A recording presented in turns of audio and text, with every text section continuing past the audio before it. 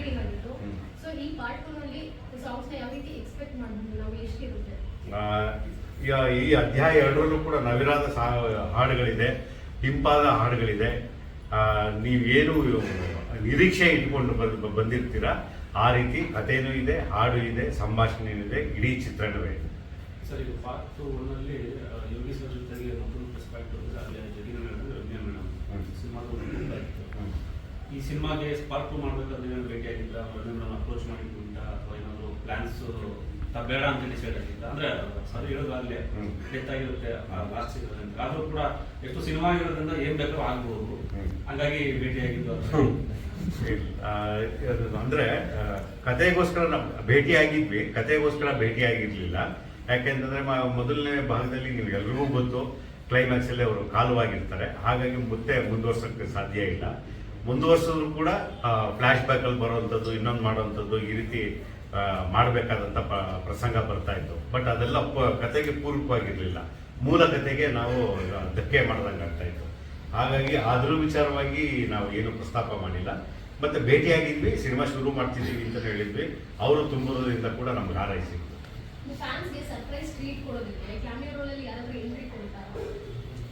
ಒಂದಷ್ಟು ಆಶ್ಚರ್ಯ ಸಂಗತಿಗಳು ಸಿನಿಮಾದಲ್ಲಿ ಖಂಡಿತವಾಗ್ಲೂ ಇದೆ.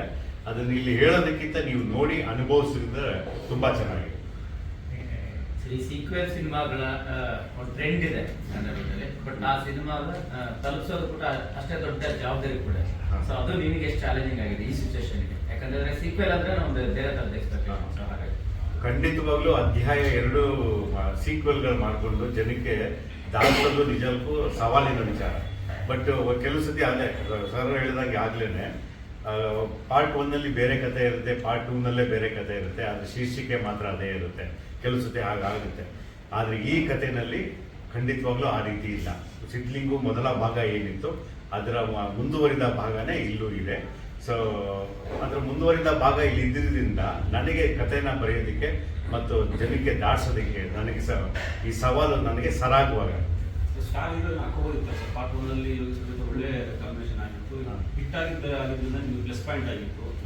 ಈಗ ನೋಡ್ಬೇಕು ಅಷ್ಟು ಕೊಡ್ತಾ ಇತ್ತು. ಯಾಕೆ ಸರ್, ಪ್ರತಿ ಸಿನಿಮಾದಲ್ಲೂ ಬೌಂಡ್ ಸ್ಕ್ರಿಪ್ಟ್ ಏನಿರುತ್ತೆ ಅದು ಯಾವಾಗಲೂ ಸ್ಟಾರ್. ಸ್ಕ್ರಿಪ್ಟ್ ಯಾವಾಗ ಸ್ಟಾರ್ ಆಗಿರುತ್ತೆ, ಉಳಿದವ್ರು ಎಲ್ಲರೂ ಯಾರು ಸೇರ್ಕೊಳ್ತಾರೆ ಅವಾಗ ಅವರೆಲ್ಲರೂ ಸ್ಟಾರ್ ಆಗ್ತಾರೆ.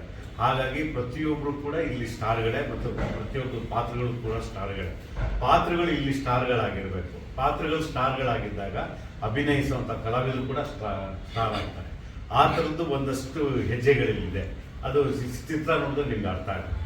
ಯೋಗಿ ಸರ್, ಈಗ ಸಿದ್ಲಿಂಗ್ ಆದ್ಮೇಲೆ ಸಾಕಷ್ಟು ಸಿನಿಮಾಗಳು ಕೂಡ ನಿಮಗೆ ಒಂದು ಸ್ಟ್ರಾಂಗ್ ಕಂಬ್ಯಾಕ್ ಆಗಲಿ. ನಾವು ಕೂಡ ಎಕ್ಸ್ಪೆಕ್ಟ್ ಒಂದು ಒಳ್ಳೆ ನಟ, ಒಳ್ಳೆ ಸಿನಿಮಾ ಬರ್ತಾ ಇದ್ದೀವಿ, ಒಳ್ಳೆ ನಗಡು ಬೇಕು, ಒಳ್ಳೆ ಕಲಿಕೆ ಸಿನಿಮಾ ಬೇಕು ಅಂತ ನಾವು ಮಾತಾಡ್ಕೊಂಡಿದ್ದೀವಿ. ಸಿದ್ಲಿಂಗ್ ಎಕ್ಸ್ಪೆಕ್ಟ್ ಮಾಡ್ಬೋದು. ಖಂಡಿತವಾಗ್ಲು ನೀವು ಯಾವ ರೀತಿ ಎಕ್ಸ್ಪೆಕ್ಟ್ ಮಾಡ್ತಿದ್ದೀರೋ ನಿಮ್ಗಿನ್ನ ಡಬಲ್ ನನಗೆ ಆಸೆ ಇದೆ ಇವಾಗ ಹಿಟ್ ಕೊಡಲೇಬೇಕು ಅಂತ. ಆಯಿತು, ಆಲ್ಮೋಸ್ಟ್ ಒಂದು 10-12 ವರ್ಷ ಆಯಿತು ಒಂದು ದೊಡ್ಡ ಹಿಟ್ ಸಿನಿಮಾ ಕೊಟ್ಟು. ಸೊ ಈ ಸಿದ್ಲಿಂಗು ಇಂದ ಖಂಡಿತವಾಗ್ಲೂ ಅದೊಂದು ಒಂದು ಹಿಟ್ ನನಗೆ ಸಿಕ್ಕೇ ಸಿಗುತ್ತೆ. ಆ ನಂಬಿಕೆ ನನಗಿದೆ, ನಮ್ಮ ಡೈರೆಕ್ಟರ್ ಮೇಲೆ ಮತ್ತು ನಮ್ಮ ಇಡೀ ಸಿನಿಮಾ ತಂಡದ ಮೇಲೆ ತುಂಬ ನಂಬಿಕೆ ಇದೆ. ಆ್ಯಂಡ್ ನಾವು ಡಬ್ಬಿಂಗ್ ಮಾಡ್ತಿರೋದ್ರಿಂದ ನಾವು ಸಿನಿಮಾ ಕಂಪ್ಲೀಟ್ ಒಂದ್ಸಲಿ ನೋಡಿದ್ದೀವಿ. ಸೊ ಎಲ್ಲಿ ಜನಕ್ಕೆ ಯಾವ ಜಾಗ ಇಷ್ಟ ಆಗುತ್ತೆ, ಯಾವ ಪೋರ್ಷನ್ ಇಷ್ಟ ಆಗುತ್ತೆ, ಪ್ರತಿಯೊಂದು ನಮಗೆ ಇವಾಗ ಒಂದು ಆಲ್ರೆಡಿ ಒಂದು ಚಾರಿಟಿ ಸಿಕ್ಕಿದೆ. ಸೊ ರೀರೆಕಾರ್ಡಿಂಗ್ ಆದಮೇಲೆ ಅದು ಇನ್ನೂ ಪ್ಲಸ್ ಆಗ್ತಾ ಹೋಗುತ್ತೆ. 100% ಇದು ಓವರ್ ಕಾನ್ಫಿಡೆನ್ಸ್ ಅಲ್ಲ, ತುಂಬ ನಂಬಿಕೆ ಇಟ್ಟಿರೋ ಒಂದು ಸಿನಿಮಾ ಇದು. ಖಂಡಿತವಾಗ್ಲೂ ಎಲ್ರಿಗೂ ಇಷ್ಟ ಆಗುತ್ತೆ.